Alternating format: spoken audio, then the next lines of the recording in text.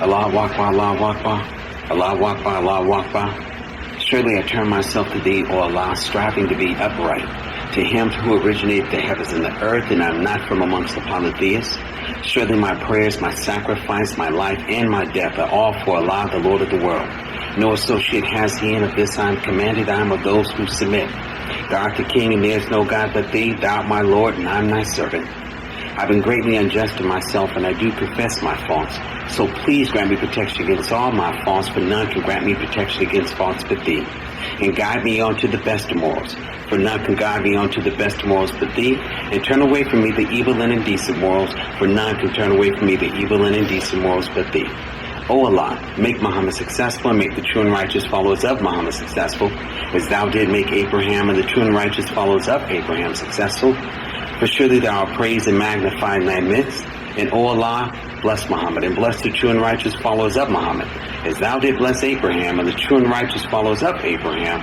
For surely thou art praised and magnified in thy midst forever. Amen. Amen. All right. Please be seated. All right. How are you, Sister Kimberly? Okay.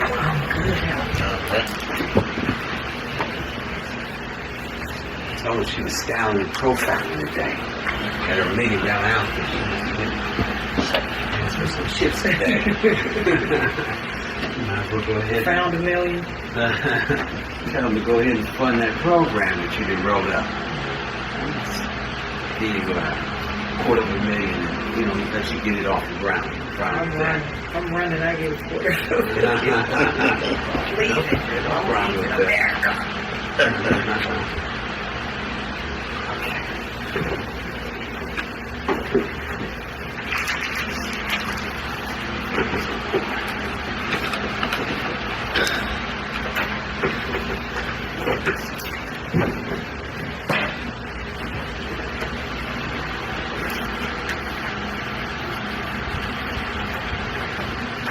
Okay, family. So we are closing out chapter 5 with the 4 basic problems, affairs of the heart. And on Tuesday, we went into identifying some of these particular problems. I thought it was extremely profound. I thought the dialogue was exceptional. It gave us a presentation of both X and O, male and female. Yin and yang. Okay. Yin and yang. And it did something to my spirit personally. I don't know how everyone else felt about it, and I most definitely want to open up with that because it's still with me. And I think the sisters for sharing and the brothers being receptive to it. So if you don't mind us just starting off by walking back through that a little bit, and then we'll close that out in regards to, the effects of Tuesday night. I don't think since we started, at least that type of dialogue, I don't think we've had that type of exchange. So, just, Brother Scott, from your perspective, just seeing how the sisters were really, to me, they were very courageous to open up, share the impact of our presence in their universe and the responsibility that we now have upon us. So Tuesday night, just a little bit of perspective, if you don't mind, sir. Not a problem. As is the case with yourself, the vibe, the energy from it is still very much with me. And it's always, I think it's always a positive thing when someone can share intimately an experience or experiences that have impacted them, and especially when it's designed to facilitate better communication. Right. And as a brother who's still evolving, still trying to reach higher ground, it's particularly as it pertains to understanding right. and interacting more positively with the female part of the equation. You know, I'm always, you know, receptive to their perspective and what they see or what they've experienced in terms of dealing with the male counterpart. Right. You know, and I think that if we are not able to listen to one another and understand each other's perspective, understand each other's joys and pains, so to speak, then we cannot move forward without that level of sharing, that level of compassion, that level of empathy and humility, because at the end of the day, you know, to have a barrier or to have walls up does not help you grow. Right. And you have to take a risk to reveal some things about yourself sometimes. You know, but if you're speaking from the heart and with the right intent, even if the recipient doesn't get it or doesn't handle it as gently or as respectfully as you would hope, you know that God is with you. And when you speak from the heart and speak that truth, He's got your back. Right. So I always enjoy that level of dialogue, and I want to thank the sisters again for sharing that with us. And as you and I spoke afterwards, you know, educating us, Yes. putting us on point on, hey brother, take a note to this. Yeah. You know, this is for you to understand, Yes. and I appreciate it. Yes, so did I. I very much did. Our brother Maurice was handling a few things throughout the class, and I don't know if you were there in that particular moment, but on Tuesday, just looking at what you were able to hear, what you were able to take from it, any thoughts come from Tuesday? No, I was just listening. Okay. You know, it was maybe a deep conversation, deep discussion. A lot of emotions was being displayed. You know, people reminded me of when they do the auditing process. They got to go back in their past. People have to go back to their past and like really be able to talk about, express things, and just somewhat relive them. You know, and that's healthy. Yeah. You can finally come to terms with something and make peace with it. And I've seen a lot of that happening. Yeah. You know, the dialogue as I was sitting back and I was processing, because I'm still processing, it was really creating compatibility. Sometimes we feel like we're incompatible. Well, you're only incompatible to that which you don't understand. And when there's no honest attempt to understand what each of male and female bring to the table, then you most definitely consider the same table be incompatible, because there's no honest attempt. And for all of us that may seek a significant other, a helpmate, or in a future time be yoked onto someone, what you're looking for, as the Bible says, you're looking to be equally yoked. You're looking for that compatibility. And what the messenger and the minister is giving us is tools to make sure that when we see this person, when we meet this person, we're looking for a certain type of individual. We're looking for a certain type of brother. We're looking for a certain type of sister. And they have to have these characteristics, and they must manifest these particular attributes.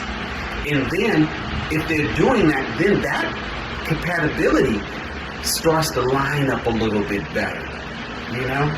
And in here, we're opening our eyes, cleaning out our ears maybe, and making sure that we're softening our heart, because the world will make it so hard, and it will make it rigid on us. The world can do that to our hearts. So, being vulnerable, sharing something personal, is something that not a lot of people do. Just the fact that we can be in a environment like this and do it and know it'll never be used to hurt you, to harm you, to judge you or criticize you, this becomes that exhale that everybody has been looking for. So, just wonderful myself. I'll ask our assistant that on Tuesday what you thought about the class before we totally move out of this, and then next week we'll pick something else up. But just what you thought about Tuesday's dialogue. It was nice. It was very refreshing. Okay. Usually we don't go that deep. We go deep, but not that deep. Where people just go over things. I feel like people in the group are more trustworthy of others now. Go ahead, that's right.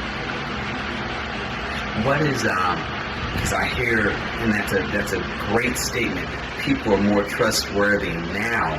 So Not for me, and not. I'm just saying Okay. other people maybe. right, but do we sometimes need to build a level of trust? Is that kind of where that? Okay, yes, Yeah.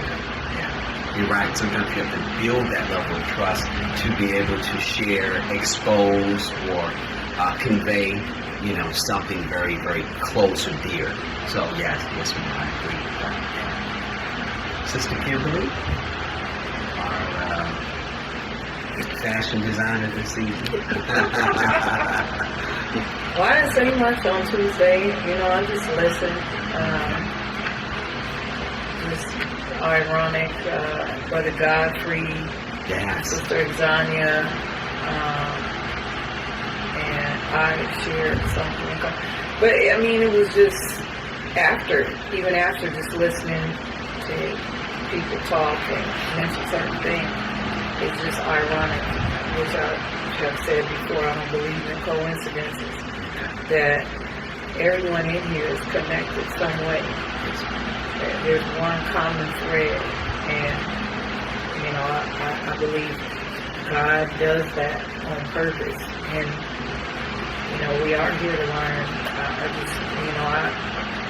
She poured her heart out, and I think she also felt like Aaliyah, that this was a place that she could do it and not be judged. Right. Go ahead. And do it freely without, she was holding back though.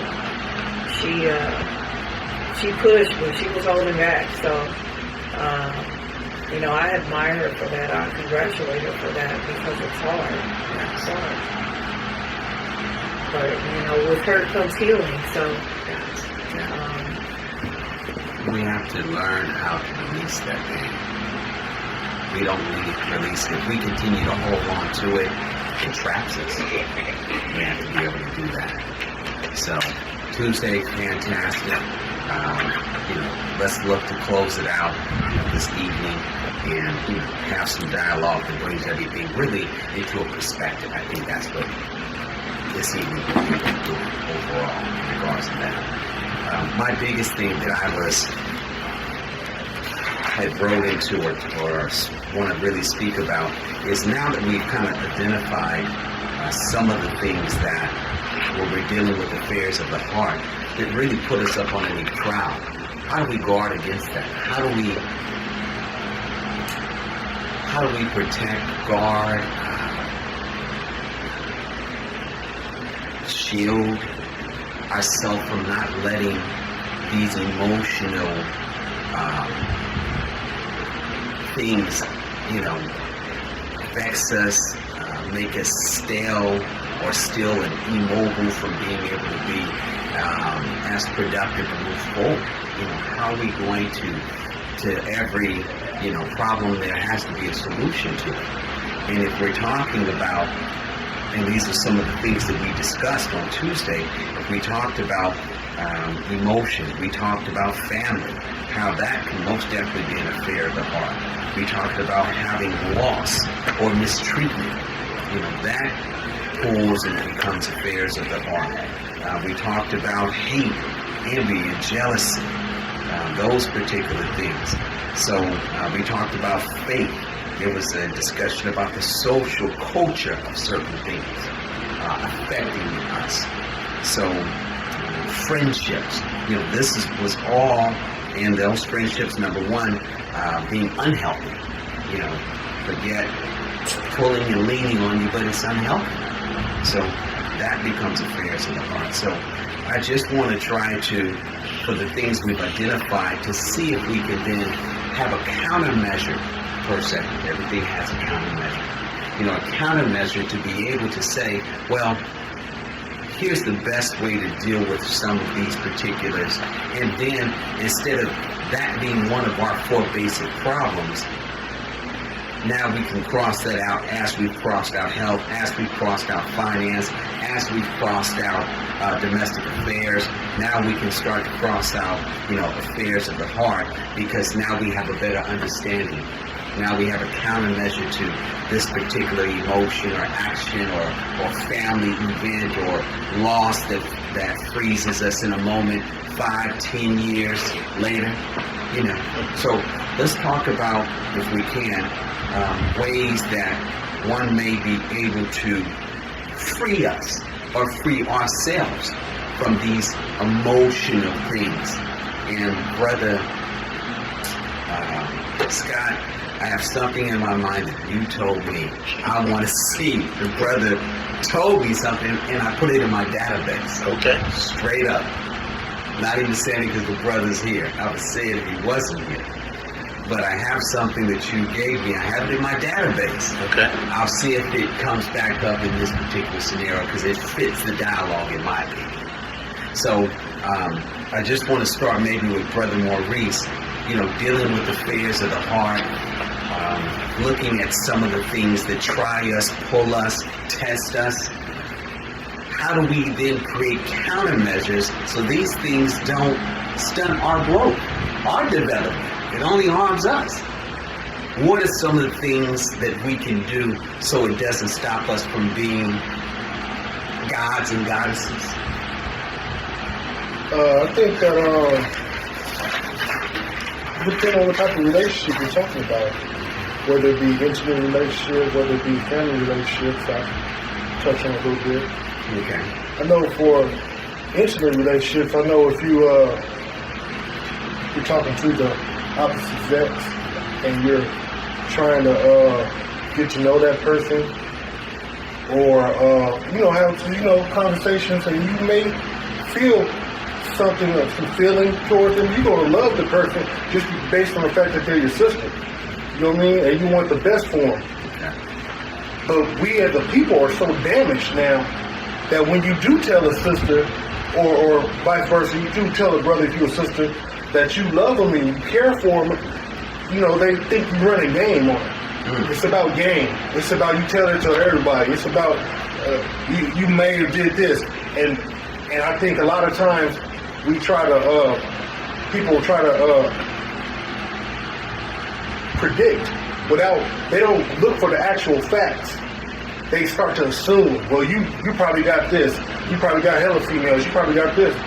But if I'm taking the time and trying to put that and talk to you about that, and taking time out of my day and making communication with you, why would you even set that up for that and bring that into the spectrum? You know what I mean? Mm-hmm. And this is, I know personally in my life, this is a constant. If you show interest in somebody, they're making up their own storyline that they already have preconceived in their mind about you. And I think that when it comes down to it, I think that people need to just speak straight words. The Nation of Islam tells us and teaches us to speak straight words. When you don't know something and you're unclear about something, ask the person. Don't go off your own understanding. You should try to listen and see what's going on because a lot of times you be blocking your blessing and cheating yourself because you went off your own understanding of what you think was going on or what you think you think somebody knows. Right. So, as far as female and male relationships, that's how I feel with your family. I think that you need to, I know in my life, for my children, I was a young father, so when you became a father, how old were you? 16, 17. Yes, sir. So when I was a young father, I used to think certain stuff was cool that I don't think is cool no more. You know what I mean? Okay. So now as I'm in my 40s and I have grown children now, my older ones who I thought I was being cool with, I was more they friend, they partner, than being their father and authority figure. So now it bothers me a little bit that when my children come around, they don't say that, they say Reese. Because I raised them like that. You know what I'm saying? They say Reese. Yeah. You know, when they speak to you about me, they say my dad or my father, but when they talk to me, they say Reese. But my younger children, since I'm in the know now, they say dad and father. And my older daughters, because my oldest son calls me dad. And I wasn't, you know, I didn't get his life until he was 8, but he understands that dynamic. So I'm just trying to, you know, work with that and express that to my children. And I think a lot of times maturity comes into play. And express that maturity, because as we start to look at these solutions, the mature, I don't even want to say adult, the mature understanding helps guide us and gives us wisdom. I have a nephew. I grew up with his father. Me and his father was like best friends. We came up since like 79. You know, school and everything. Right. And when he had my nephew, he was young. He was about 16. I remember his dad out of Compton when he stayed in San Jose. Remember, we used to be on the bus going places, and he'd have to be there when the streetlights came on. So when we be on the bus and streetlights come on, we would all sing that song Street Life, but we say streetlights. We tease him. But his son is like 22, 23 now and has issues that his dad wasn't a real father for him. And you know, he has a resentment because now his father has about 4 or 5 other young children and he's doing the super dad thing. He's holding them, he's at the practices, he's at the school, you know what I mean? And he's resenting that. And I have a conversation with him and I reflect on my own life. I said, well, you know, when he had you, he was young. He was still on a curfew. He was still had to clean his room and was going to school and whatnot. I said, now that he's older, you know, he can see the where he had went wrong with the older children. Now the younger children are getting it, and it reminds me of my father. My father, he would never express himself to me, but after he passed away, him and my cousin were real close, and my cousin would tell me that my dad would always talk about me, and he adored me, and he respected me, and he just worshipped the ground I walked on. He said that he felt that he couldn't tell you because you were too strong for him. And he said that everywhere in his life where he lacked or he fell short, he said God made it better through his son. You know what I'm saying? And he said he didn't know how to, my cousin said he didn't know how to tell me that because he just thought I was too hard for him or just too rough for him. And I was like, and he would go in deep dialogue with my cousin, and it brought me to tears when he was telling me. Right. And he was like, I would tell him, why don't you go tell Reese Carter? I can't do that. You know, he would, he probably think I'm weak or whatever he thought. But I needed to hear that. Right. You know what I'm saying? I needed to hear. I wanted to hear that. I wanted to, instead of looking at my father like that was, a friend of mine. You know what I'm saying? I wanted that hug. It's crazy. Yes, sir. Let me tear up. No, it's 100% the truth because communication is key. So, and I envy other people when I see them dealing with their father because I don't have a father no more. I was there when he passed away in Carson, and so when I see people arguing with their pops or their mom, and me and my mom have fell out for about 7-8 years. We didn't talk or nothing. Mm-hmm. I just found out she was in Sacramento not too long ago. Right. But we're trying to rebuild the relationship. But over a course of 5 to 7 years, we become different people. So now it's like I have to reintroduce myself. Right. Because it's not the same. I'm not 21, 22 no more. It's not mom and hey, let's do this. Now it's like, hey, what are you doing today?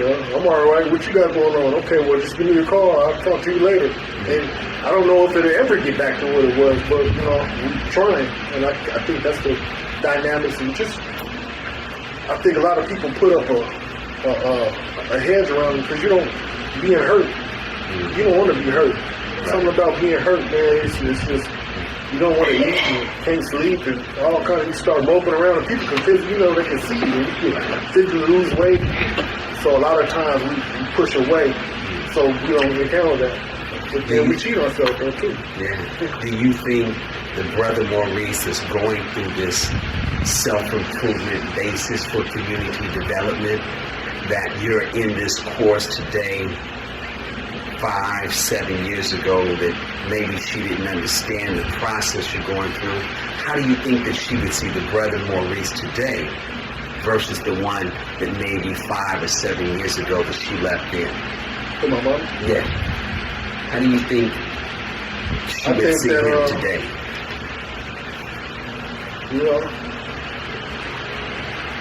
I think more independent. Not really needing it. You grew up in a single parent home. It was just me and her from all I can remember. And being able to do it without her, I think in some instances it makes her feel bad that I don't really need her no more. You know what I'm saying? I've been doing it and I got children. And now she can look at me and deal with me through baby Reese or Zuri. I think that a lot of times we gotta let go of the past. And we gotta have some type of growth. That's a lot of times we still be living in the past and stuff and looking at people like that, but you gotta mature, you gotta grow. I think that is very key in dealing with affairs of the heart, is letting go of the past. You have to. And that's the reason why I said the brother let me back up. The son that she was engaged with, maybe it wasn't a meeting of the mind 5, 7 years ago.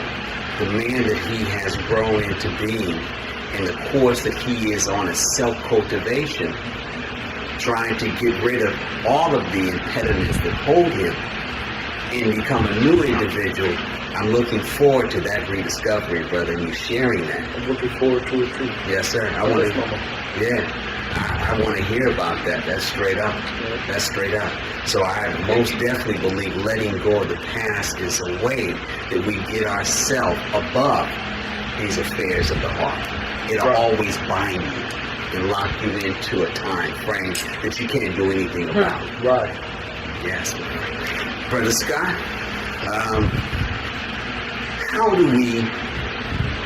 what countermeasures do we put in place so that we don't get locked in the past, so that we don't let, and these are the ones that I kind of picked out that, really I think sets our foundation. I think loss does that. We got family, we got relationships, and we got friendships. I think those are normally the things that create a dynamic as far as affairs of the hearts. So, you can touch on any of those that you want to touch on, but, hey, how do we break that chain and move forward? I think first and foremost, you have to do some self-analysis. Okay. You have to ask yourself the appropriate questions, such as, what was my role in various situations? What did I contribute? What were the mistakes I made? What were my expectations? Were my expectations realistic? And if they were not met, if I had some disappointments, some hurts, how, again, what decisions did I make? What expectations did I have that may have created that situation? Because you can't look at, in my opinion, you can't really objectively analyze a problem until you take ownership of what you did to create it. Because I'm thinking of a way that Deepak Chopra put it. He said, if you're in a movie theater and you're watching the screen, there's a light behind you and you're watching what's on the screen, right? But if you turn around and look at the light, you'll see what's projected. And when you put that in the context of your mind, what it essentially says is that whatever is on the screen, you had a lot to do with projecting it. Like that. That's good teaching. That's good teaching. You know, yeah. So, you know, and if you want to change the image on the screen, you have to stop projecting it. Change what you're projecting. Yeah, change what you're projecting. And you change it by your thoughts, your decisions, and your actions. Is that easily done? No. No.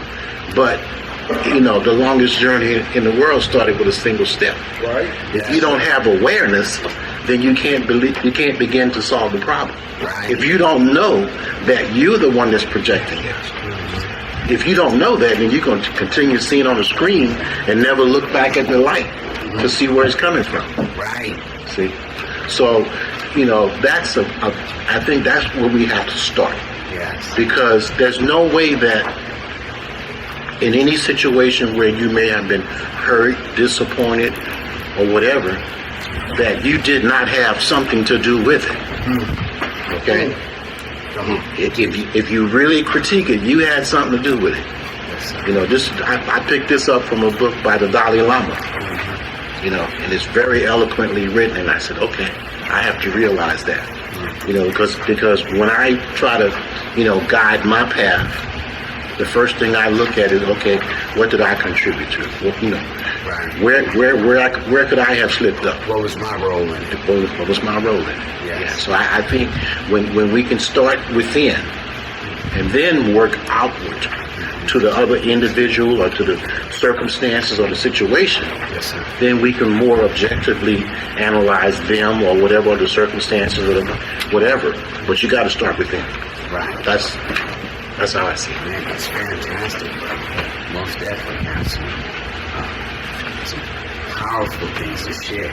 Because we really have to understand how to balance or counterbalance Yes. the affairs of the heart.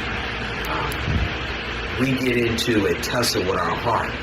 Man, It ain't nothing nice. It ain't nothing nice. I mean, your heart will have you making decisions that make you look crazy as can be. It'll have you straight out in left field and right field. You have to have some type of counterbalance to slow that process down and look objectively at it, process it properly, you know, put some mathematics on it and see, is it actually healthy? Where I'm going, what I'm doing, is it actually healthy? Yes, sir. That reminds me of something. The book that I brought the other night, Tuesday, The Prophet. Yes. Well, there's a section in there where he talks about love, and you know, and he says, seek not to direct the course of love, for if love finds you worthy, it directs your course. I have a word for that. You know what I'm saying? Always use this word. I say, let it be organic. Right. I always use that word. I heard you. Yeah, you have. You said When something is organic, it will naturally come into fruition. You don't have to do anything, but just let the course of life guide it, and it will come into fruition as it should be. yeah, but that's difficult for us to do because most of us are unaware of that. Yes, sir. That's a level of maturity and wisdom Maturity. to understand that. Yeah. You know, because we always have a tendency to want to control and to direct and Right. manipulate it. And that's just human nature. Yeah. Stop trying to control it. Yeah. What they say, let go and let God. Yeah. You know, that's when you get still. You know, get still and recognize that there's an organic process Yes. that's at work. And all you have to do is just be still and allow it to work. And whatever the outcome is what it was supposed to be. That's it. Right. You know? That is it. Yeah. Here's from my database, but I wanted to, go ahead. I want to know what that was I shared with you. yes, that Brother Scott put out there, and I scored it right in my hard drive. he was sharing a perspective upon him and his youngest son, and it was dealing with expectations. And he was saying, I was expecting more out of him than I should have. But once I started to accept just what he had to offer and left it right there, then that was fine. And I remembered that. So dealing with affairs of the heart, the expectation from someone else, you have to get rid of your expectations and accept them at right where they're at, so you can better understand them. I think Brother Steve said, see them at their level a couple of weeks ago. Right, exactly. In training, and we're all mammals, training mammals, they say never lean or hover over them. Always come down to their levels, because it takes the fear out of them. So when we're talking about the mind can become fearful also. Somebody that, has a great ability to absorb information and, retract it at any given moment, makes them look incredibly intelligent. They can run off this, I've read this, they start shooting this out here. Sometimes you become frightened of a person like that. Like, man, this person got so much knowledge, I'm scared to say something because now I feel like it's going to make me look like I'm dumb. Yes, sir. No, don't do that. No, don't do that. And if you have that ability, are you wise enough to say, well, let me bring it down and deal with them at their level? If you have that ability. Right. See? And that'll help us to move forward. So I put that in my database, and I thought that dealing with affairs of the heart, dealing with someone where they're at, would help to move forward through that. So I was just sharing that out. Well, I took that in and put it in my heart. And I'm glad you repeated that, because I need to remind myself to continue to do that. I can tap myself on the back a little bit, because I have really. In fact, I talked to my son last night. He called me from work, and he was complaining about what's going on at work. And I said, son, listen. I said, be smarter than your enemy. Don't let them push your button. Go ahead. Just go to work, do your job, and recognize that you will always have AWs wherever you work. Right. But don't let them push your buttons. And I said it in a very gentle, soft tone when I spoke with him. And when I got off the phone, I said, I made it. Because I want that relationship, and for some time, recognizing that we were constantly doing this, hey, I might be gone tomorrow, and I don't want to go on a bad note. That's right. I wanted to know I was trying, I was reaching out. Right. Yeah, good. Outstanding, brother. So, work on that, folks. Thank you. I will. I will. All right. Let me bring in, my sisters that totally helped to shape us. My brothers that just came in. On Tuesday, we had a awakening. An awakening. You didn't listen to that. And the sisters produced that. Being the fact that we've been able to archive this, we can always go back once we get our uplink on YouTube and we start putting this out so others can feed off of it and cultivate themselves. You'll be able to come back to that day and get that. But they gave us a real awakening, and it was beautiful. Almost broke us all down. I guarantee it. But as we're trying to make sure that we, dealing with these affairs of the heart, that we have a protocol in place to offset us being dragged with our emotions, dragged with our heartstrings, and, the heart can love tremendously, but it can also hurt tremendously. I'm going to ask Sister Kimberly to just share some things that we can do, because she is so sharp. She is so sharp. She keeps us balanced.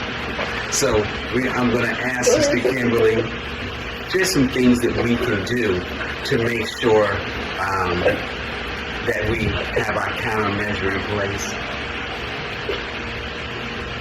Come back to me.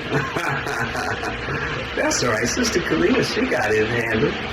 Yes, ma'am. Because based upon Tuesday's dialogue, some of the main things that we were dealing with relationships. We were dealing with unhealthy friendships that will most definitely try you. We were dealing with family. Oof, that can be rough. And we were dealing with loss that can create that situation. So any one of those that we were speaking upon, what are some of the ways that, that you see we may be able to, Sister Kalia, that we may be able to put something in place, if you can think of. Maybe it's a listening, today. But anything in place that you can think of that would help to put the right balance to any of those particulars that seem to be just the foundation of that. Any of those. Because you said unhealthy friendships. You said that. Yeah, I remember that. Yeah. I don't know about relationships. Okay. Gladly. So how do we give balance to unhealthy relationships to make sure they stay healthy? What do we need to do? I mean, sometimes you just have to leave it there. Like with me, I'm going to get a certain amount of something, a certain amount of effort. And I know that I'm not the best for it at times because I don't have an inferiority complex, but I'm kind of, to me, I'm really intelligent, and sometimes the people that I speak to are acquaintances with, they don't really understand what I'm talking about most of the time because they're not mature enough. It's not that they're not smart enough, it's just that they haven't maybe experienced some of the things I have, and when I talk about certain things, they're like, what is that? Or I've had people ask me what certain words are when I use them to explain something. Okay. It makes you comfortable. Okay. It makes you comfortable. Okay. But I know that sometimes it's okay to go down to people's levels, like to simplify things or simplify things. Yeah, I don't like doing that all the time. Though. Like once or twice is cool. The third time I'm kind of getting irritated because I kind of just I don't want to have to change who I am just to make certain people understand. Because if you don't understand, then maybe it's just not there for us to be speaking. But yeah, I mean, I've had bad friendships, really, really, really bad friendships. So I mean, if I feel like I did something, for me, it's always like, is there something that I did to offend you that's making you feel a certain way about me? And if they say no, then I'm like, okay, bye. Because I'm not going to waste my time and try to fix your problem because I don't understand what's going on. If it's not me, then it's you. So, I just cut people off. I would probably say, choose your friends wisely. So you don't have to cut them off. Yeah. Yes, ma'am. Time and energy is important in anything that you do. Okay? Time and energy is important. And I started to dial into what my sister was saying is that she doesn't want to always have to dumb down. I didn't want to say that word. You didn't say it.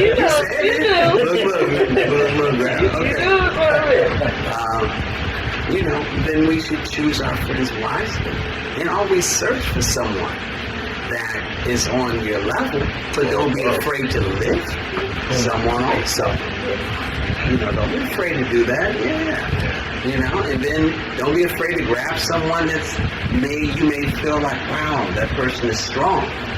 And I can pull on their understanding and I can pull on their life experiences and it'll help me stand up. And that's a wise choice too. So if they're a good person, tell them down here, lift them on up, pull them on up here. Good person. Come on up here where I'm at. The view is better up here where I'm at. Does that make sense? Yeah. The view is better up here where I'm at. Mm-hmm. Wait till we get up there, man. It is fantastic. It's like heaven being up there. Mm-hmm. What do friendships look like when it's way up there? What do you think, Brother Teddy? When you get a friendship that's way up here, what does it look like? It looks like heaven. Looks like heaven. Mm-hmm. What does that look like? When we say it looks like heaven, let me ask my brother, what is heaven for us?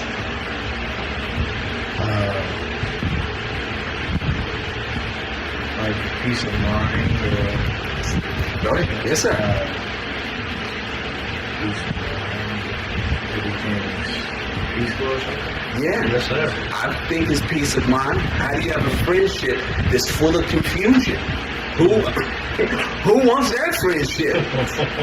What? You know? She just said, I might have to cut you loose if that's what's going on. That's what the sister's wrestling with. Yeah. You know?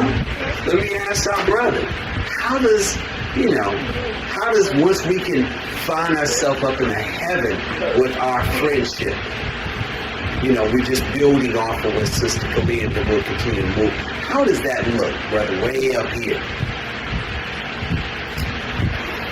I mean, this is how it goes. Like, when I would talk to friends, sometimes it's just, you talk about, like, something, or other times you have a deep into things.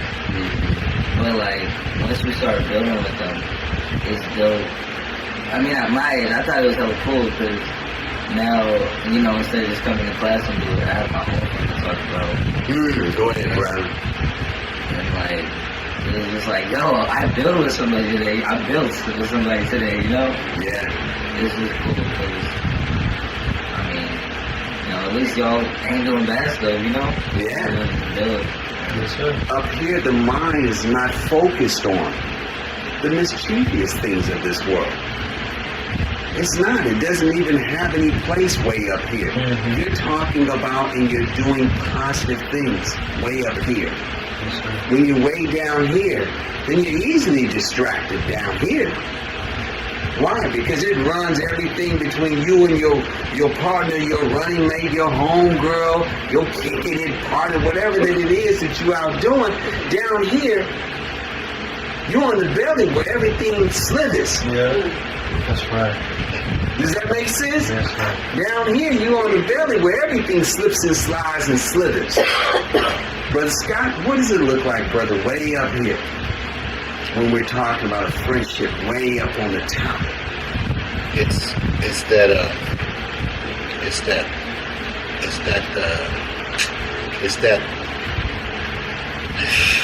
that word that in different wisdom traditions that indicate the highest level of fulfillment.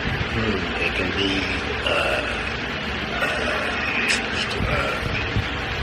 I think in Buddhism they call it Satori, the place where you reach that certain connection, that certain that light that the Creator has, put in all of us, that we sometimes forget that's there, or if we don't know it's there, we look for it elsewhere. But when you have, say, for example, a good friend, like the brother that came, my friend Sam, we go back and whenever we sit down and talk, it's like they say, iron sharpens iron. Yes, sir. By the time we get done, hey, we both walk away. Yeah, bro, we got this. we got then you this. walk away in a peaceful state. Yes. And you feel like you've been heard, and you've also heard them. Yes. And it's that awe. Mm-hmm. There's a trust. Right. Very nice. I like that. I couldn't say it. Awe. That is outstanding. Right. To be on a level where your words, your thoughts, your deeds, and your actions produce some awe. Like, man, brothers, we gonna go take over the world. Sisters, girl, we about to go take the world over. You know what I mean? You got Pinky and the brain, both running together. There's no greater feeling than to have that type of moment or have that type of connection with your mate. Yes. Because then you experience their highest self in a non-physical but spiritual way. Right. You touch the soul. Yeah. And when you touch the soul, everything else is just follows. Yeah. Everything else becomes organic. That's it. Everything When you get to that level, it's real. It's about the connection. Yes, sir. Outstanding. It's about, I think, I want to say, you, Brother Scott, You know, you feed off of one another. You know, nourish. Because you have to put water into it in order for it to. I always say, I as a plant, I need water. If you're not going to give it to me, well then, see you later. Bye bye. Yeah. Yeah. Same thing with friendship. Yeah, my father used to always use the example. He said, son, let me tell you something. He said, you see this glass or this cup? He said, if you want something out of it, you got to first put something in it. I said, okay, I get that. You know, and so, I usually approach things where whatever it is I want from you, I am first willing to give that to you. If it's respect, I'm going to give you that. If it's compassion, generosity, reciprocation, I'm going to give you that first. Now, if you choose not to reciprocate it, I'm still going to keep moving because I have to be cognizant of whatever I want. I must first be willing to give it in any situation. Great teaching. Outstanding. Sister Kim. Here we go. Come on now. Come on, Sister Kim. Is there anything? It's not gonna be much. That's okay. That's all right. We always It enjoy could be Yeah, profound. Sister, exactly. It could be 3 words. So I attended a conference for business about 2 months ago, and it's called Bar Brothers, and one of the brothers said, has to do with both of what you said. He said this could go for a mate or dealing with business or friendships. He said,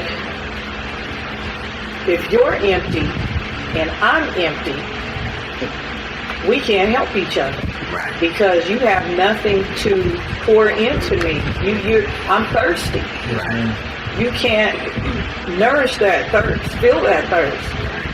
If you are thirsty and I'm full, I can give you what you need. However, that's still a dysfunctional relationship because you were thirsty, so now that you're full, I'm half empty. But if you're full and I'm full, we can refill each other when we become empty or half full. So it has to go both ways. Neither of the two can be either or. We have to be the same, which is almost, it's sort of meeting someone where they are. However, in order for it to work,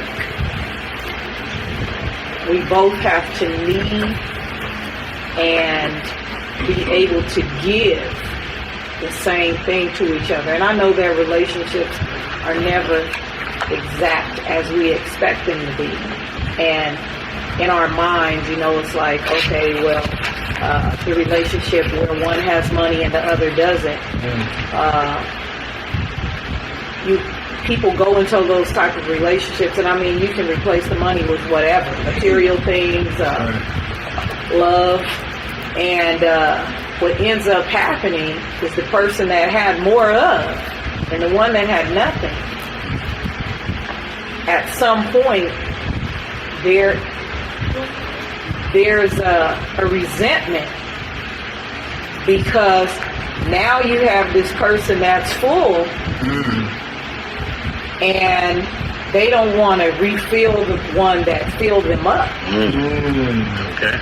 So it's like, okay, I got what I need now, and I just put on it's not ironic that we're having this discussion and that you two said that, because this morning Sister Diana I took a quote from her, and it said,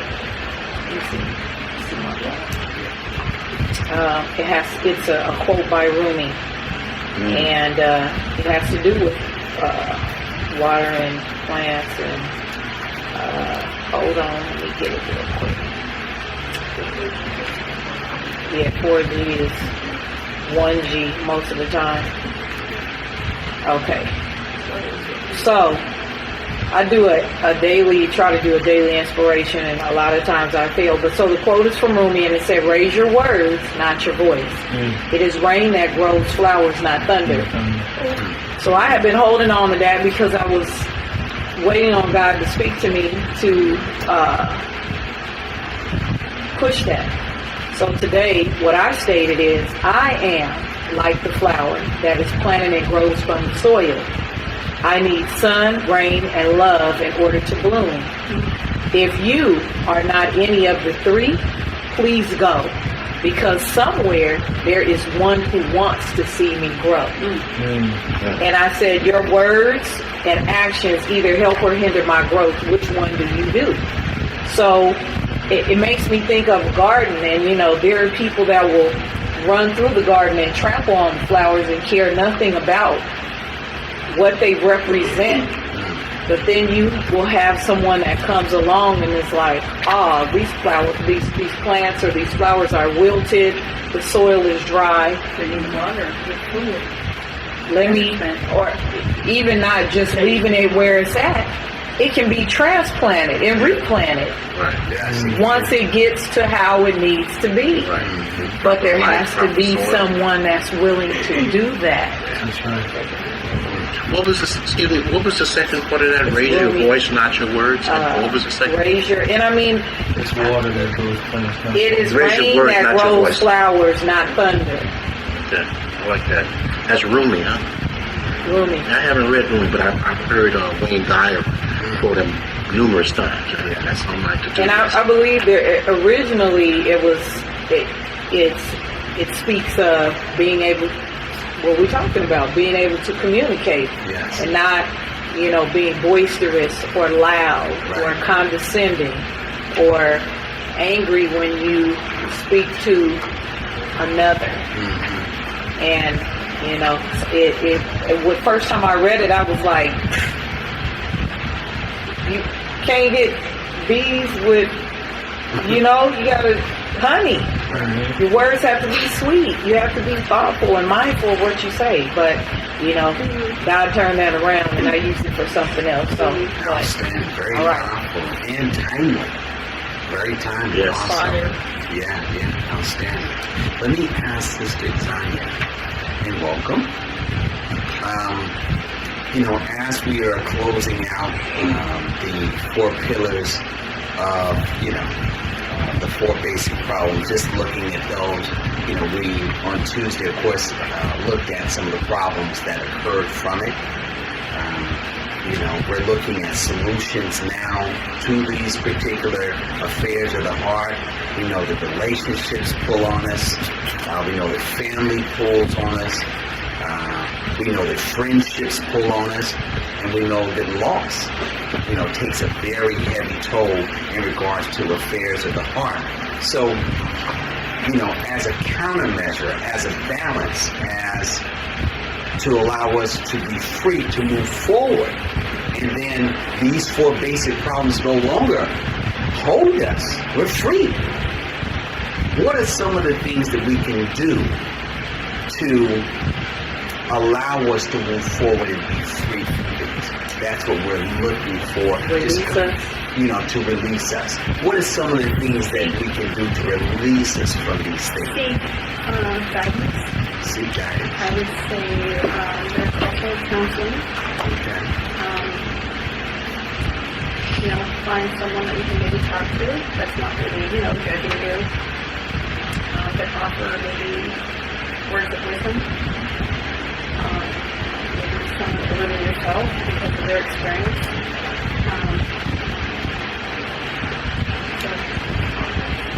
Okay, yes, ma'am. I can most definitely see if you are struggling with affairs of the heart, to seek out someone that has some wisdom, guidance, and understanding, instead of sit there confined, bound by it, stuck in it, in the mud and in a rut. Find someone that can help you through whatever that you're dealing with instead of staying still and having no motion. Yes, ma'am, I can most definitely see that. Brother Teddy, welcome back. Yes, welcome back. Alaikum salam, sir. Man, we missed you, brother. I miss being here. Yeah, your energy is fantastic. How was your trip down there? It was excellent. Good, good. Great. Got a chance to see Southern California, huh? I got a chance to see a whole lot of family. Okay. I seen that out of home. Gotcha. So that was good. Outstanding. Mm. Well, let them know we shared you for a minute. Now, come on back down here, brother. I wasn't going to stay down here alone. So, I think you can kind of gauge with where we're at. We really broke down affairs of the heart, identified a whole lot, and now we're just dealing with solutions. We looked at the problems. We're about solutions. The teachings are about solutions. So, how do we balance that weight, even that scale? What are some of the things that we have to do to be able to allow us to move forward dealing with affairs of the heart? How do we protect ourselves? I think that a lot of the things that we mentioned, that everybody mentioned, I think, are definitely great tools that we can use in order to advance our development. And I would only add that as thoroughly as possible to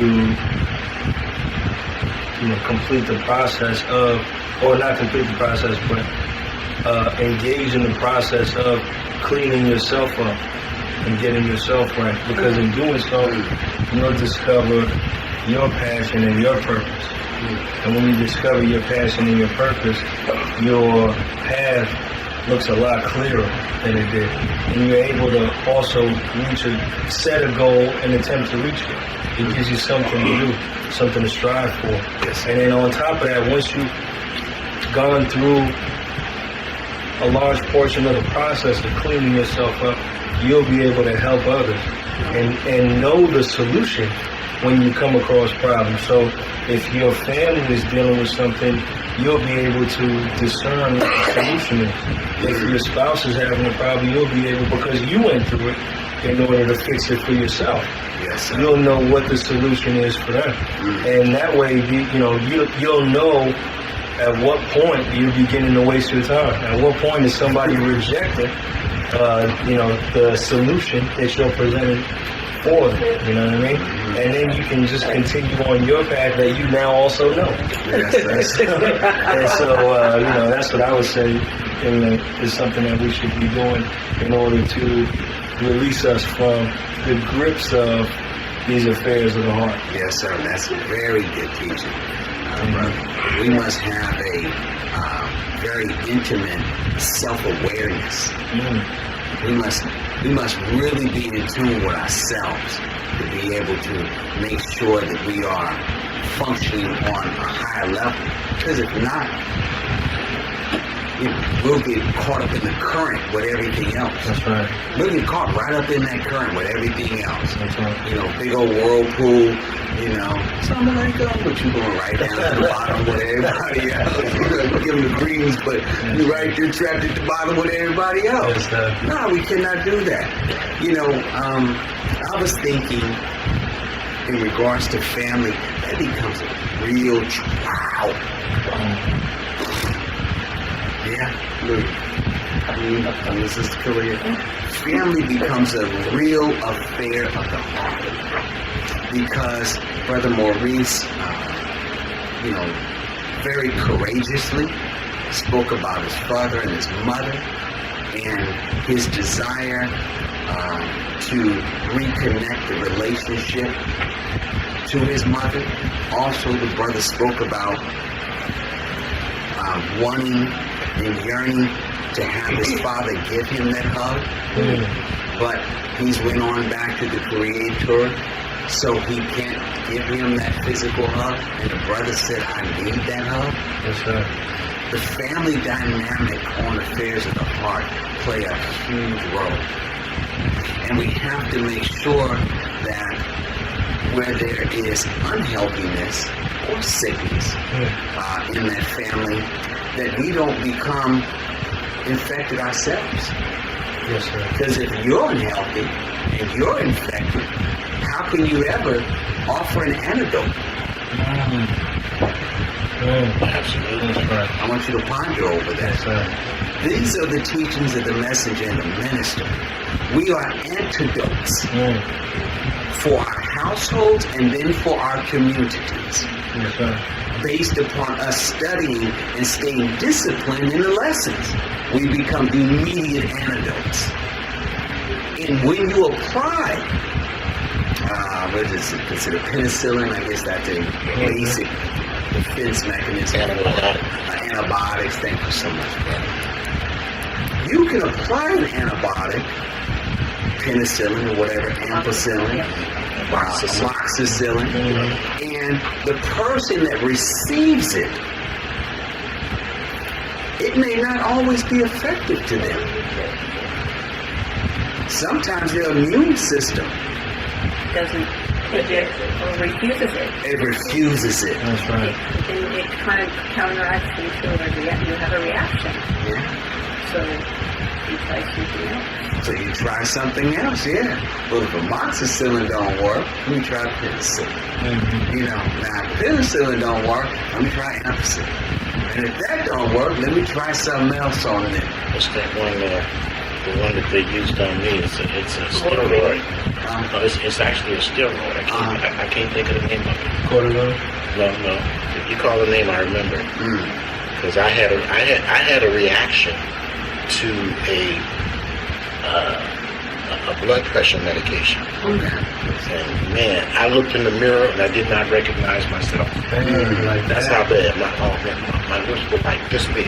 Like, wow.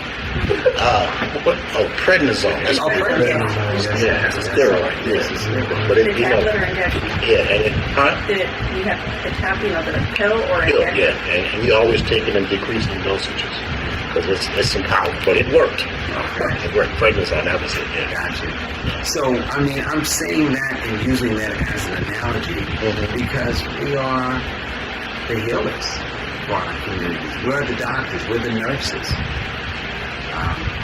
And the way that we make sure that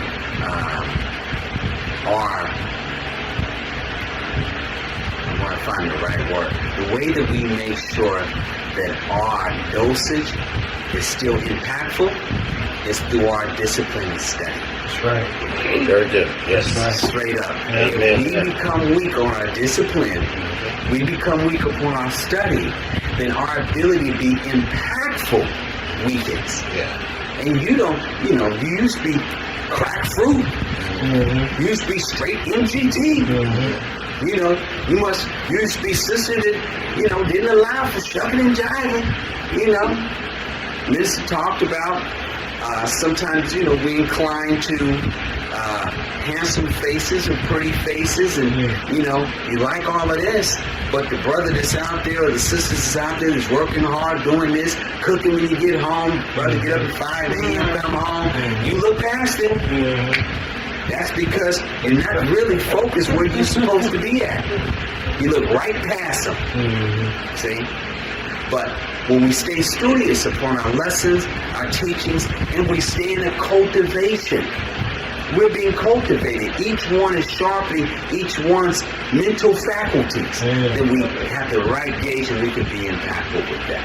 That's right. So family can be one of these very trying affairs of the heart. We have to make sure that we don't come infected. We have to make sure that our family, when they're unhealthy, they don't spawn something in us and create a cancer within us. Take us out of our heavenly place. Sister Kim, Sister Kalia, did you have a thought? Yeah? Sister Kalia, Sister Kim, Brother Ted, please, sis. I mean, I kind of had experience in that because my brother suffers from mental health issues. Yes, ma'am. Very severely. And he tried to kill himself a few years ago. And it affected me really heavily because, what we talked about last week, I didn't really have a father growing up. And my dad my brother kind of was my father. Because he was a constant male presence in my life. And I still look up to him, but I look up to him very heavily. And I feel as if he's not the root of the problems that's going on in my life right now, but I feel as though it's trying to open the gate for it, because after that it hit me so hard, I was in a weakened state, and they just started piling on top of me, and just my health got weak. You felt vulnerable? I was very vulnerable, and it just things happened, and I just got worse and worse, and I'm still trying to recover from that. Yes, ma'am. Yes, ma'am. If you don't mind, the age difference between you two is it 6 years, 5 years? He's 28. Okay, so 13. It's 13 years. 13 years. Yeah. Talk to God. Talk to God. Okay, yeah. 13 years, I get it. I understand. Got you. Thank you for that testimony, because it most definitely gives a better understanding of the affairs of the heart and how close family can pull on those particular things. Sister Kim.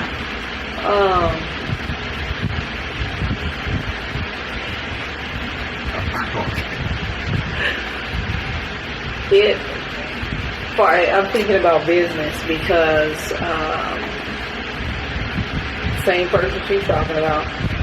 I will get to that heaven, and I'm in the process of advancing in heaven, and it's not always the same issue, and that's my son. So, but he taught me a lot of things, and when dealing with people, because I just, my tolerance level is very low for, I can't say the word right now, but it's definitely foolishness. Okay, there you go. Foolish is a lot of other words in different languages, but We'll use that one. Okay. foolishness. And what did you say earlier, Brother Scott, about the time? At no time. Go ahead. To waste time. At no time do I have time to waste time. Yeah. And when dealing with things that I know will drain me, I know will drag me, I know will distress me, I have learned to use the same mechanism across the board, because it works for me. It may not be the smart thing to do, and I wouldn't even say it's because it could be looked at as protection of the heart, but it's not, because in order to even feel anything, if I'm not up here, if it's not connected, it ain't gonna work. So I tune it out and cut it off. So it just recently happened with business. I was at this peak, and then I just was like, I'm done. I just give up, because it was so much at one time, and it was just a mountain. And I have come to grips with, it's very easy to teach someone else something, but when it comes to applying it to yourself, it can be very difficult. And it's that two-way where I'm always full, so it's easier for me to fill someone else up, and I don't look for that. I don't look to be reciprocated, but when I'm empty, then here I stand, and there's no more water, and all of these other people that I've poured into are full. Choose your friends wisely. And as friends, I got it. Yeah.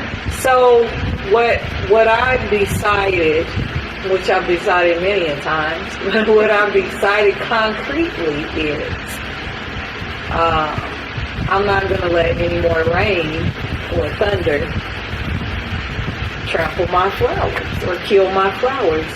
and that means I have to tune out, cut off any foolishness, anything that is going to distract me from what I need to do.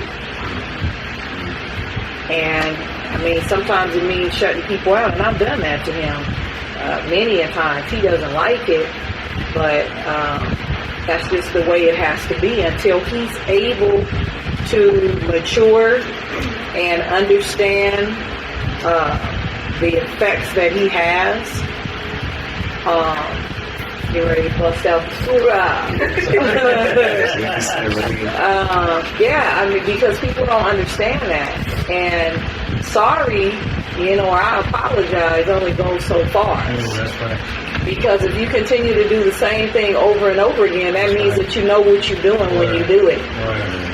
And once someone's hurt or upset, then that's the first thing that's the first thing. And so, I'm over that. And in order for me to reach the level of perfection that I'm looking for, and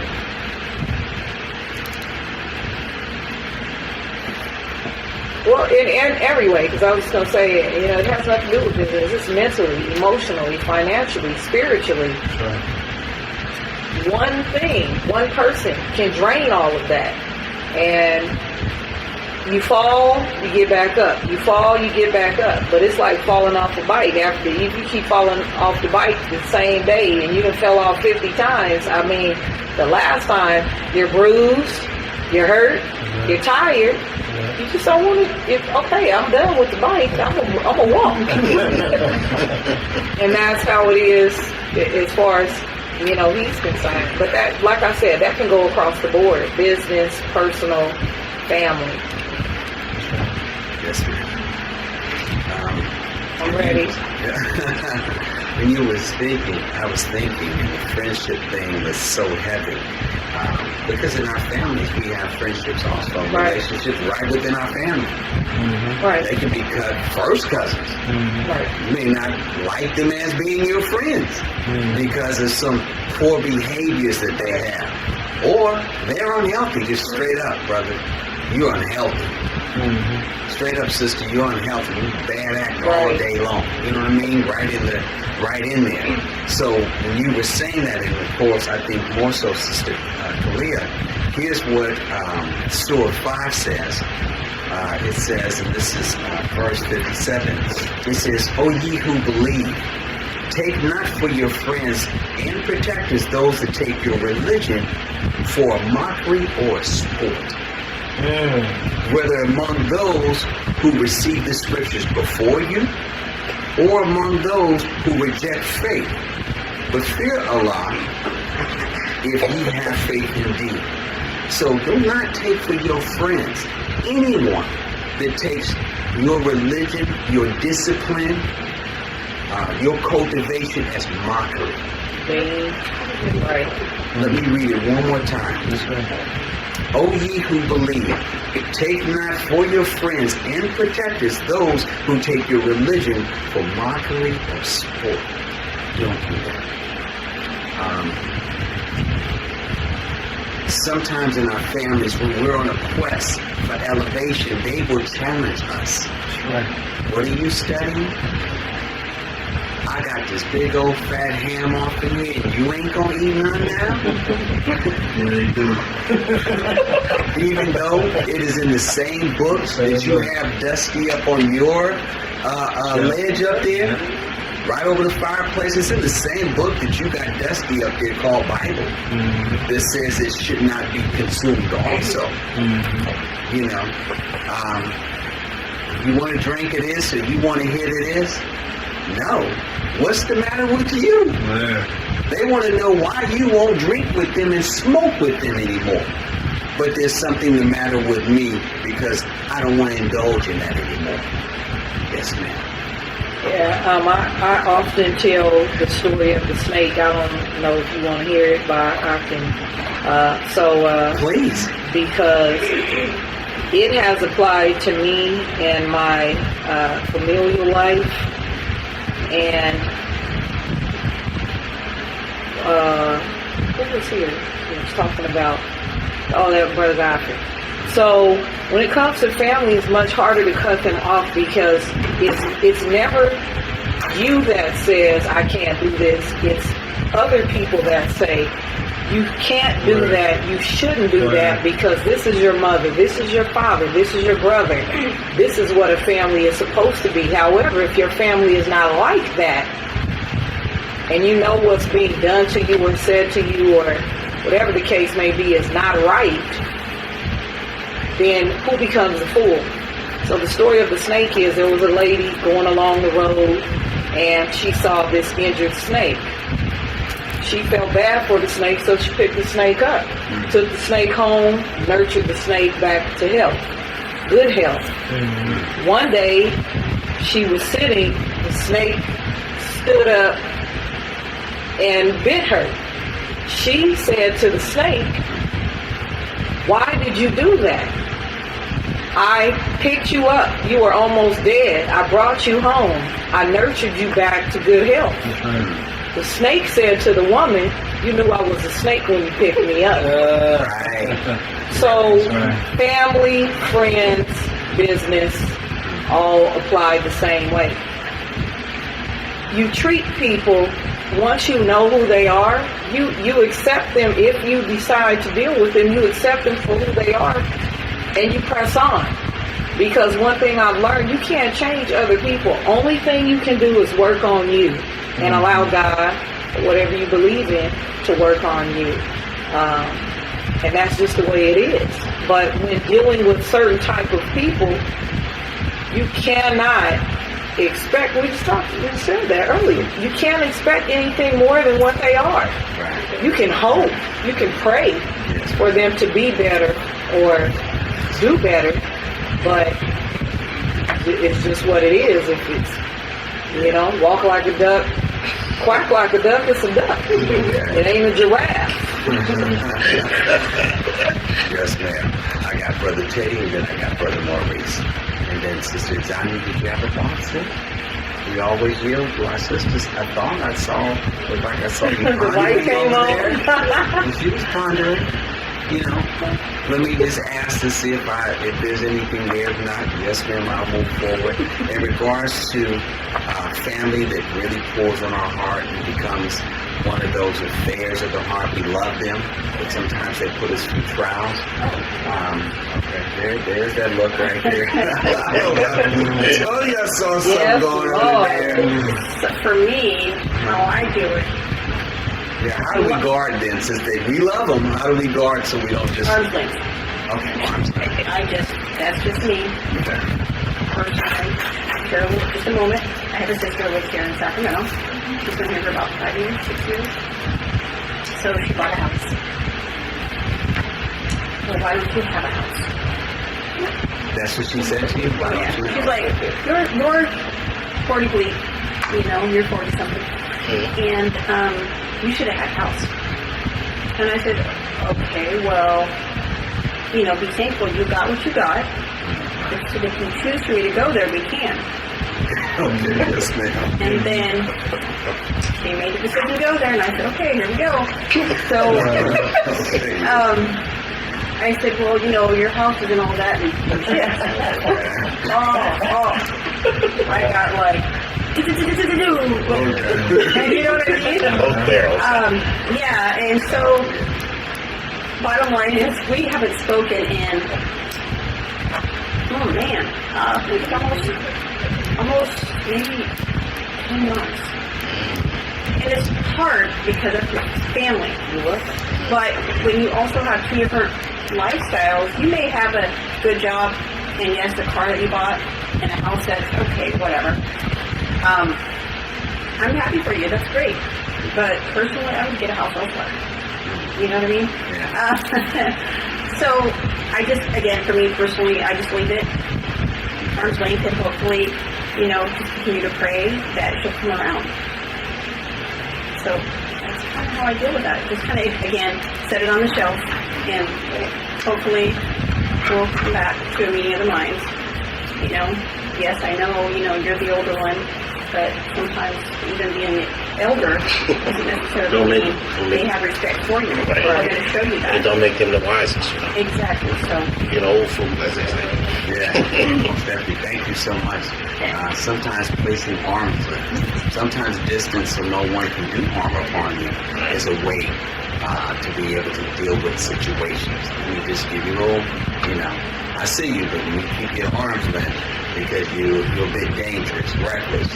Your actions, your words, your deeds, or whatever, you're a bit reckless with your behavior. I got Brother Teddy, then I got Brother Maurice.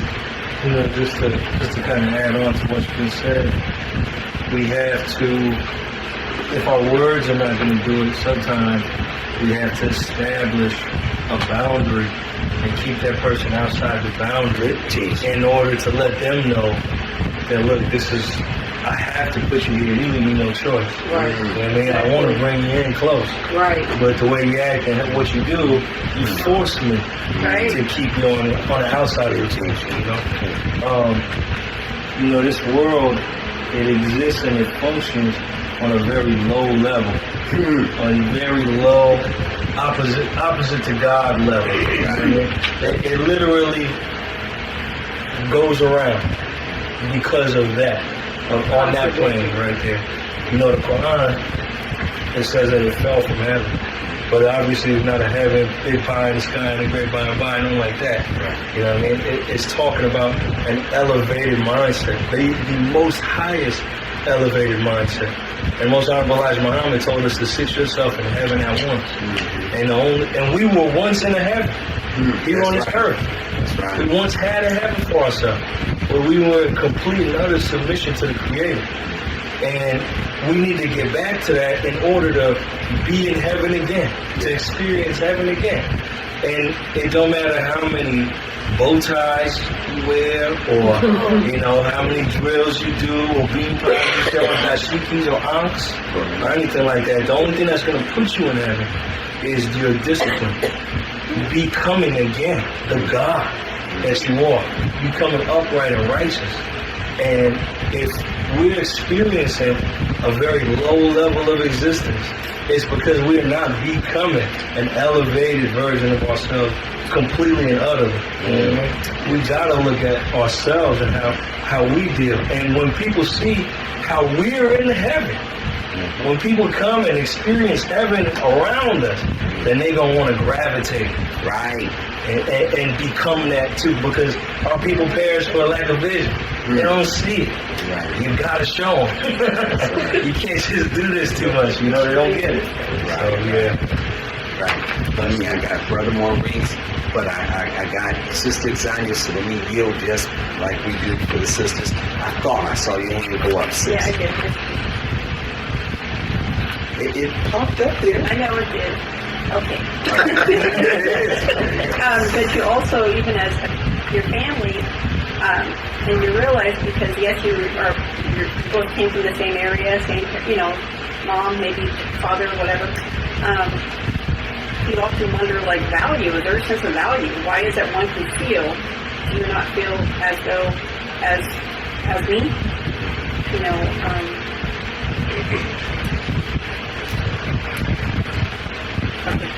Okay. Yeah. I totally just lost it. Okay, that's all right. That may mean that 10 months hiatus, maybe there needs to come back around, and there may be some repair that needs to be done. Maybe that. Bye-bye house. Yeah, drive by. Or Bob just say, I'm thinking about you, just put a note on it or something.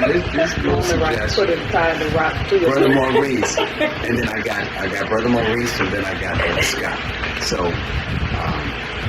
your thoughts upon, any of these particulars? Right now, we're looking at family, but any of these particulars that seem to bind us and grapple us from moving forward. Yes, sir. Just want to expound on what Brother Teddy said. Prayer says, the messenger changed the prayer to say, striving to be upright. Because we have issues as people. Yes, You know what I'm saying? And to say we're upright, we're in error. So, everybody got their own vices of what they do, and, whether we do good to counteract it. I know Brother Kenyatta always say, let's go get some sin off of us and go push the papers. You know, but we all got things that we deal with, and you know, once we can recognize and come to terms with it, you know, it might be, it's like an addiction. It might be hard to break, Yes, but sir. if you honestly working on it, you know, it is what it is. Yes, sir. And then I wanted to go, when you said boundaries, you got to set certain boundaries with people. You're 100% correct. You know, I was dealing with a cousin of mine, and, you know, when some money came up funny, you know, and I said, you know, I love you. And, you know, after the money came up funny, and was another money deal was coming, I said, you know, I love you, you're my cousin, we can kick it, we can go hang out, but we can't deal on money nothing no more. Yes, sir. Because it's already been, it went foul. Right. So, no money, we can go to barbecues, we can go hang out, we can drive up and down the coast, but when it's dealing with money, now, if I do it with you, you got to be like, it's paperwork, Right. it's not going to be no more, you my cousin, and it's good. You know what I'm saying? Like, nah, now we got to be, you got to, hey, I gotta put on my thinking cap now. Then I want to bear witness to someone that said something real deep, touch Sister Kimberly. I understood what she was saying as far as when you into it with a family member, other people are going off what they think a family dynamic is. You know what I mean? They're going off of Cliff and Claire and Rudy and them. You know what I'm saying? Everybody's lovey-dovey and you know, the sitcom family. Yeah. But you don't know what my reality is. Right. So, like she spoke about her son, when I was going through it with my mother, many people were like, man, that's your mom. You're tripping. Mm-hmm. You're tripping. That's your mom. And you need to go over there and make it right. You know, this and that. And I tried to listen to that and make it right, but still it was bad. Yes, sir. But it damn near like demonized me Right. for not making it right with her. Right. But once you realize and can recognize that this woman, the person she was at that time, was very detrimental to what I was doing, was seeking my destruction at that time. My mother, Yes, sir. I'm her only child. You know what I'm saying? The only child. It's not like you can be mad at me and go talk to my brother or my sister. It was just me. So when you don't talk to me no more, it's nothing. It's nothing. You know what I'm saying? And so I'm like, I love her, but I gotta be at a distance from her, cause I can't. I mean, I've had situations where she was trying to. I had to beat my daughter down on some discipline stuff. You know, she was out of line. I had to smack on my daughter real quick. But my mother was trying to coach her to tell what to tell CPS. Coach her. Man, she tell him this, and then he gone. My mom, you know what I'm saying? So I said, hold on, you gotta be this way, cause I don't deal like that. My daughter's like, you know, it's my father. You know, I messed up and he smacked me up and I deserve that. But I'm not going to get my dad caught up like that. But it's a lot of people that do that. And they feel, especially children, feel that they can't, they have a loyalty over here. I got to do that because you asked. I'm glad my daughter was a little bit more sharper. Right. You know what I'm saying? Because I would have been on kind of, you know, whatever she would have said. Right. And then last thing I want to say is Sister Kimberly, her little story she had, I was told that same story before, but it was, instead of a snake, it was a fox and a scorpion. And then the scorpion was trying to cross the river, Right, yeah. and the scorpion's like, man, let me get on your back, man, just swim across the river, we cool. And he's like, nah, you gonna sting me. He said, nah, cool, man, I'm not gonna sting you, it's good, man, just let's do it. Yeah. You know what I'm saying? Yeah. So right when they got to the other side of the river, he hit him. Stunned him, he jumped off. The dude, you know, he paralyzed him, then he going down in the water. He said, you know, why you do that to me? And he said, like you said, you know what I was when you picked me up. Right. Straight up. You know what I'm saying? Yeah. Well, you know what I was already. So, man, I can feel that 108%. Let me say a couple of things that as we, of course, are winding down, the class being very powerful, being very thought-provoking, a lot of truth has surfaced. I thank Allah for the messenger and the minister who gives us the tools and the platform to be able to pull and find the highest truth. I mean, just tremendous gifts to humanity. If they just go and they dig these gifts up, their value can't be measured. So that's one of the first things that I wanted to say. When the statement was made in regards to family, it made me think about, and I have something else in the Quran. Let me see if I have time to get back to it as I have a closing thought. But the family dynamic, the relationship dynamic, the loss dynamic, the friendship dynamic. Thank you. I said that 4 times. They said it. Thank you. She's always covering. Watch about that. Good job. It reminds me of something in the Bible that was talked about that I believe it says 2 were laying in the bed, and the Creator called one and left the other. And sometimes you will be called. Now, that's whether the 2 was husband and wife, or brother and sister, mom and dad. That's in Luke. Yeah, sometimes the spirit in which you're created in may be a little bit different than your helpmate and the spirit they were created in, or your sister and the spirit that she was created in, or your brother. When Sister Exani was saying about her sister, and the sister threw in her face that instead of looking for the benefit that she had placed at her disposal or her feet, that I was able to acquire my own residence. Instead of looking at the joy of that and sharing it from a joyful position, she would rather use that and use it as a dagger against you. That's talking about the spirit. So if the Creator is taking one and leaving the other, you can't take your house with you. That's right. But He pulls on you. See? So be careful. We're talking about these relationships, these friendships, and these affairs of the heart. It's the heart that's the reason that the messenger was chosen, because of his heart, not because he was, today's standard of male model, maybe 6'2" or whatever. There's a certain, the European has defined a certain look for male and female, and he has to be this tall and this size and, have this amount of money and so on and so forth. Well, when Allah called on the messenger reminds me of Brother John. Yeah, that's right. Looks, reminds me of Brother John. Brother John is a very humble, good brother. Will do anything for you if it's upright. Brother John arrived with you. My teachings say, if it's not, then brother, we can't be with you. That's our teaching, straight up. And he's that type of brother.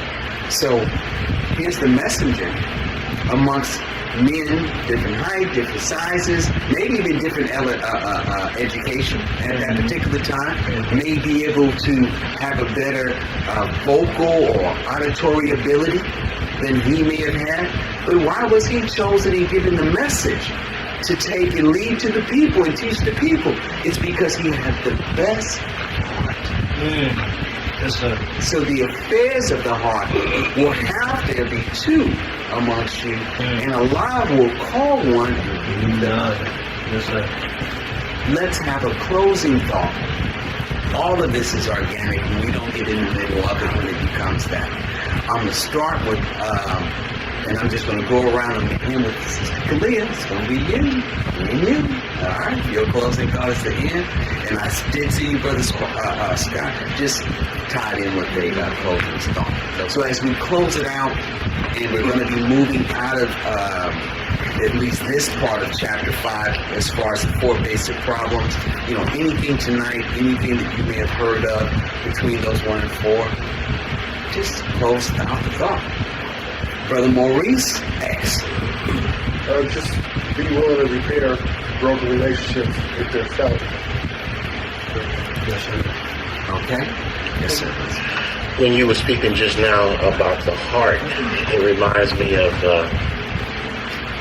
something I read in where they say that in the ancient Egyptian spiritual system, when you go to the other world, your heart they have a scale, and they weigh your heart against a feather. And if, now imagine a feather has that much weight, and I don't know how much the average human heart weighs, but when you put it on the scale should remain even. And if your heart is right, it will balance. But imagine being your heart against a feather. That means you were an upright person. Yes, sir. And in terms of just a closing thought on everything that was said tonight, as usual, it's informative, it's heartfelt, and it feeds the need to grow and to be connected with all of the members, and it builds a certain understanding, it builds a certain appreciation for where we've all been, our journeys, our joys and pains, our ups and downs, and this is a good place to achieve a certain amount of growth if we are able to look at it, and take the information and apply it, because information is of no value unless you put it to use. That's right.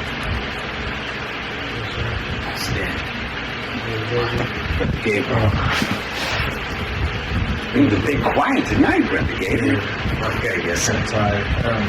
It was pretty informative. And there was a whole lot of key notes that I took. It took me to notes on that I can apply to my daily life. Yes, sir. Yes, sir. Had a few things that may have been affairs of the heart in your own, Exactly. in your own universe. Yeah. All right. That's things better than utilizing better tools, huh? Yeah. Okay, gotcha. Brother Teddy. Yes, sir. Kind of go off what Brother Maurice said. We have a problem in the problem book, and a component of that problem deals with having 17 million keys to unlock a lion out of the cage. And there's many lions that are locked in cages. And certain keys may turn those locks a portion of the way. But some of those, and then you might have to use multiple keys in order to get the lock all the way turned. But some of those locks are called poison and rusty locks. A rusty lock, it might take you forever to try to unlock that cage. And a poison lock, you may poison the key that you stick in. And so, but in the lessons it says we waste no time with poison and rusty locks. So recognize who you're dealing with, and recognize when you just have a lock that you ain't just found the right key for. And you may just have to be turning it and getting a new key and turning it. And then there's other locks which are never going to open. And there's other locks that are going to hurt you. You're trying to open them up. So, recognize that you're dealing with and don't waste no time. On poison and rusty lock. Yes, sir. Brother Raheem, just any closing thoughts you hit us with some wisdom, and then, sit back and chill for the rest of the day.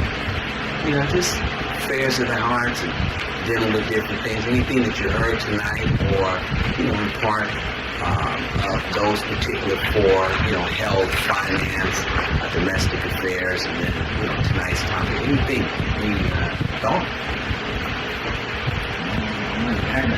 Okay.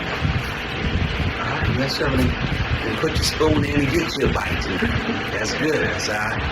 This is the examining. Assalamu alaikum. Yes, ma'am. Any closing thoughts, any closing perspectives as we finish out those particular four cornerstones that can be problems for us? What Brother Maurice said about, making it right, so that you can have peace. So just pick up my sister, just a reminder, again, knowing that we're not promised tomorrow, we all have our trials and tribulations. It's just, how we choose to deal with them. And if there was someone who was treating you, being disrespectful or whatever, just give it some time. Just distance yourself. And just good question. Yes, ma'am. I like that. Sister Kimberly? Yes, sir. Just any closing thoughts? We're going to finish up on that particular part of our section about chapter 5, just overall perspective, or either tonight, just a closing thought.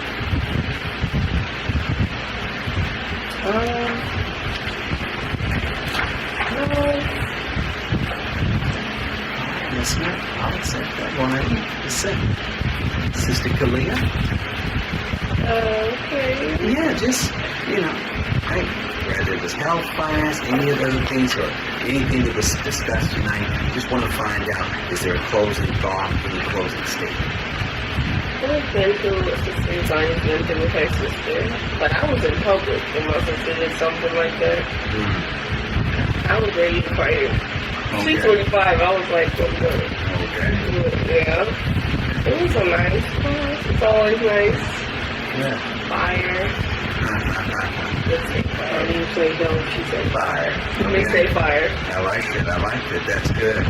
Brother Maurice wanted to share one other thing. Please, and if anybody has anything else, do not hold it. This is the Creators class, so we always invite it. Brother Maurice. Yeah, time heals a lot of wounds. A lot of time, wisdom, understanding, growth, and maturity heals a lot of wounds. So sometimes it's not the right time. Things should be out of due season to talk to that person right then and there. But as time progresses and somebody is missing you, and somebody that was there all this time and they're not there no more, you know what I mean, due to some dysfunction, you start to realize that. It made me think. When I was 17, my cousin was killed by the San Jose Police Department, and I was in the car with him. And here in California, that if you're in the commission of a felony and the police kill one of y'all, the other person can be charged with murder. So they charged me with his murder. I was 17, he was 20. But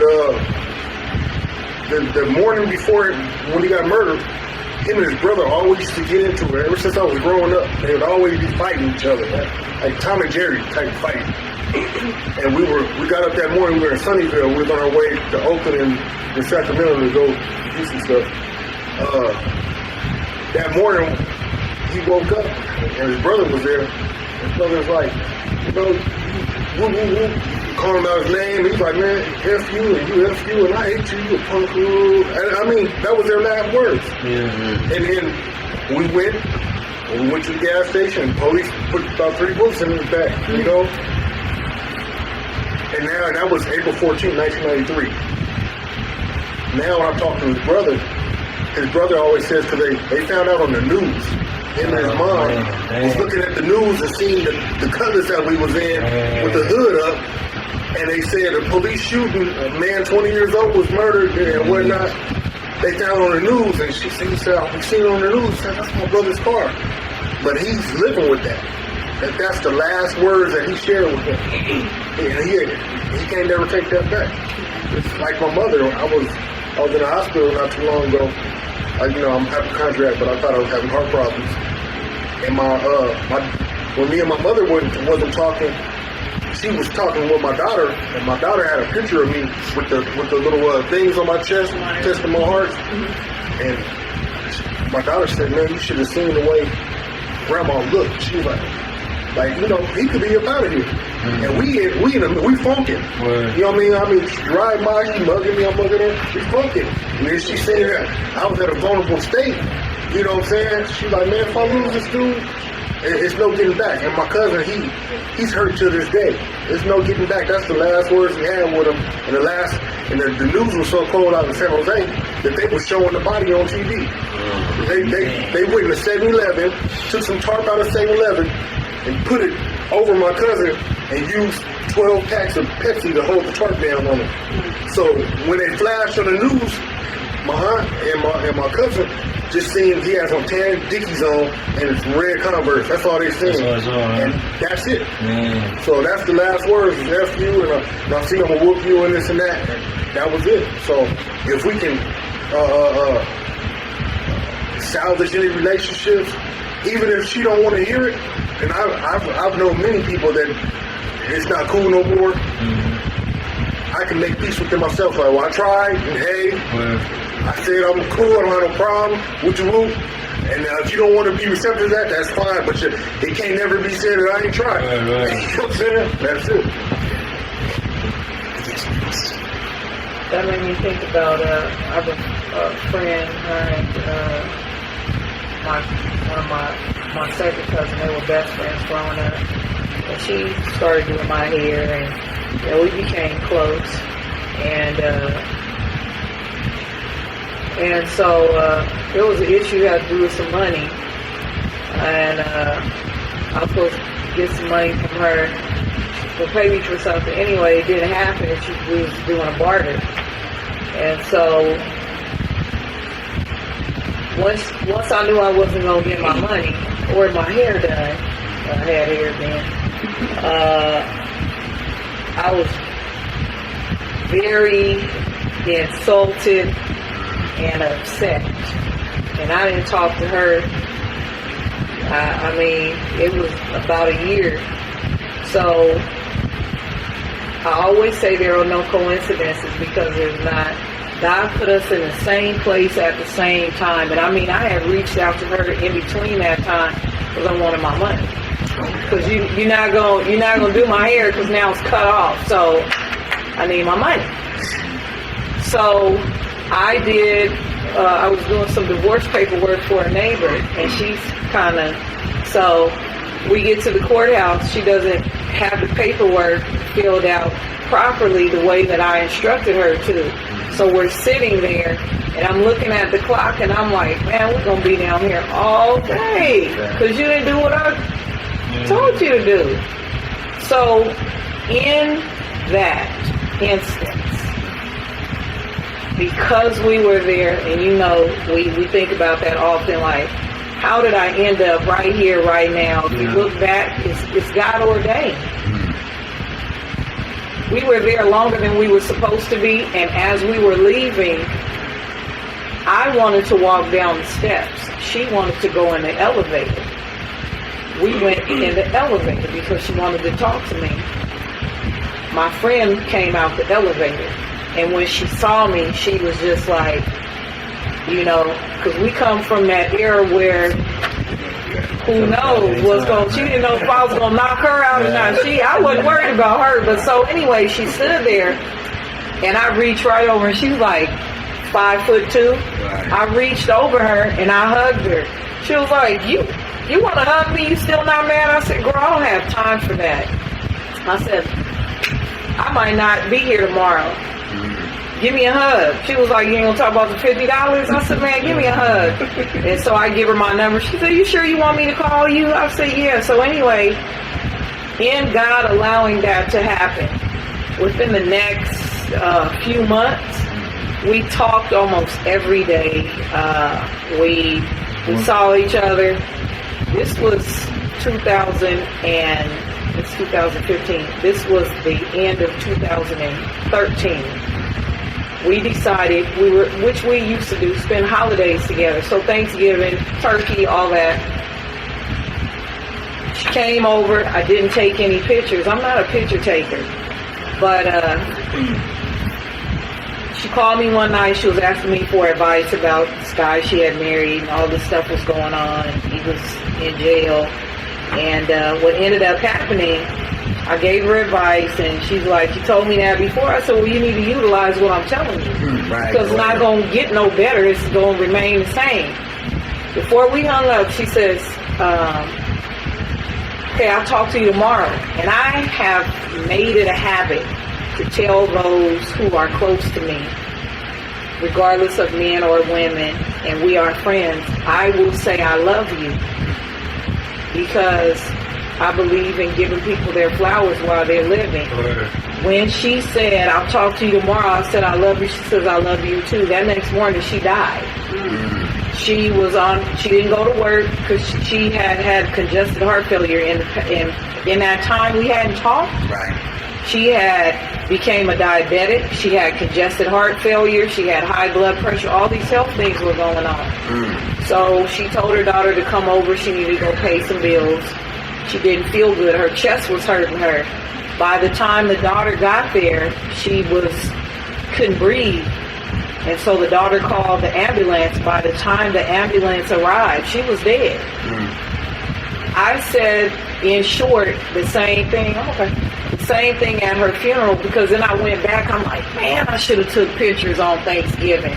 We laughed, we talked, all these, But like I told the people that were at the funeral, I was there to sing, not to preach. But I said the most important thing is to salvage relationships that, especially people that are dear to you. I mean, people that you don't really know, it's not bad, but it's like, okay, if something happens to them, it's not necessarily you going to feel the same way. But when someone has a piece of your heart, it is imperative that you do yourself due justice by saying, you know what, you ain't got to never talk to me again. Kind of like what you said.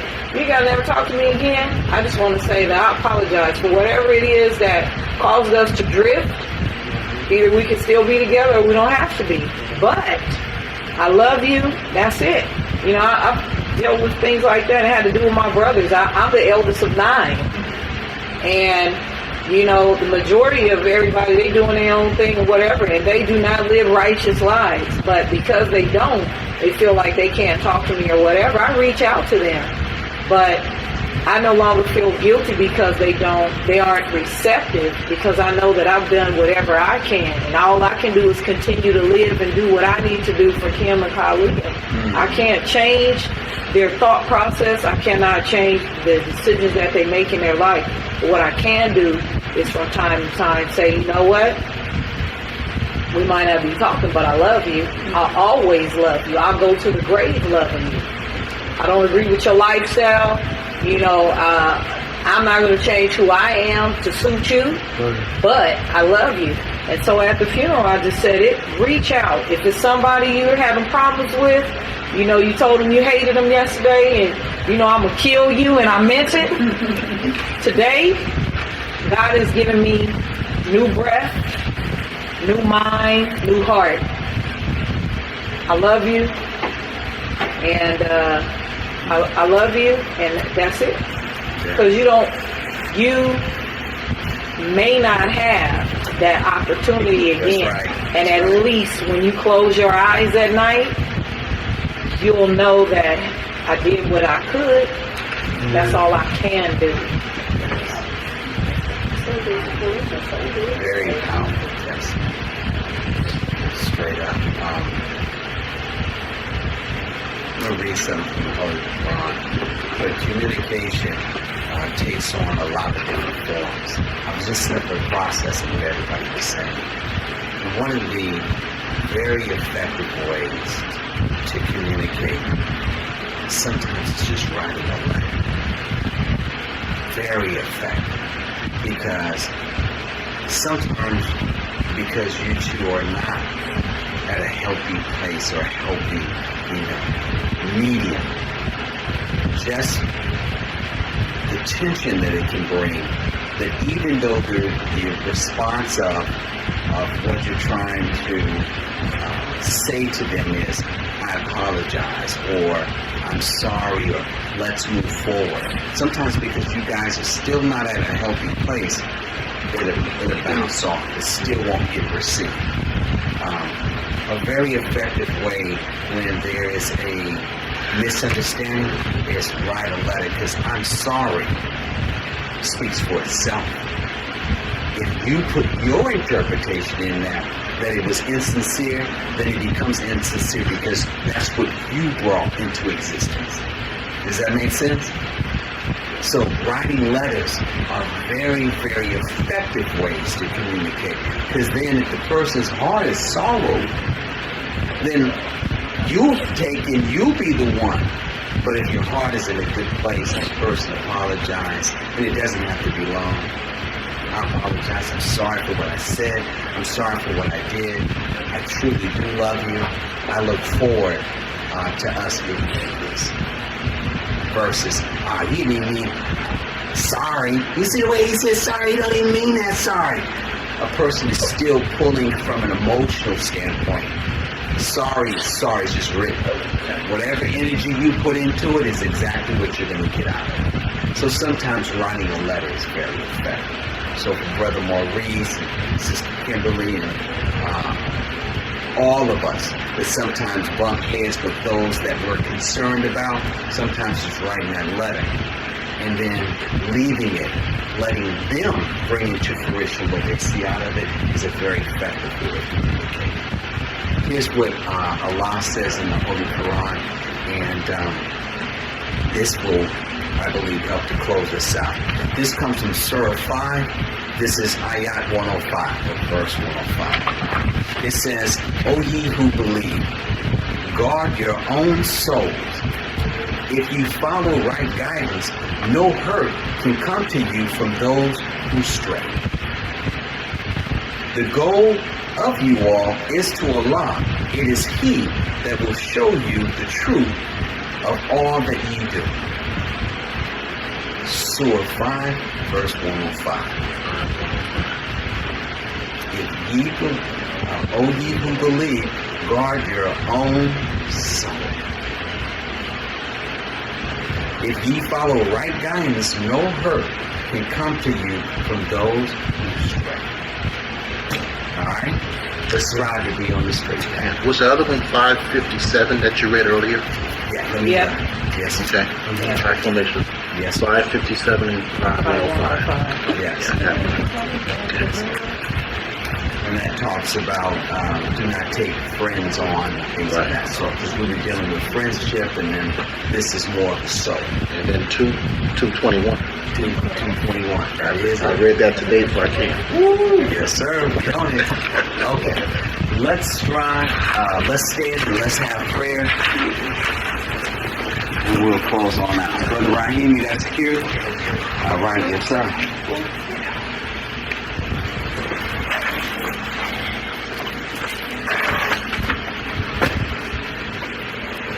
Okay, position of prayer. In the name of Allah, the Beneficent, the Merciful, all praise are due to Allah, the Lord of the world, the Beneficent, the Most Merciful, Master of this day of judgment in which we now live. Thee alone do we serve, and Thee alone do we beseech for aid. Guide us on the right path, the path upon those whom Thou hast restored favors, not the path upon those whose wrath have been brought down, nor those who go astray after they have heard Thy teaching. O Allah, we thank You for a wonderful, inspirational, thought-provoking class this evening.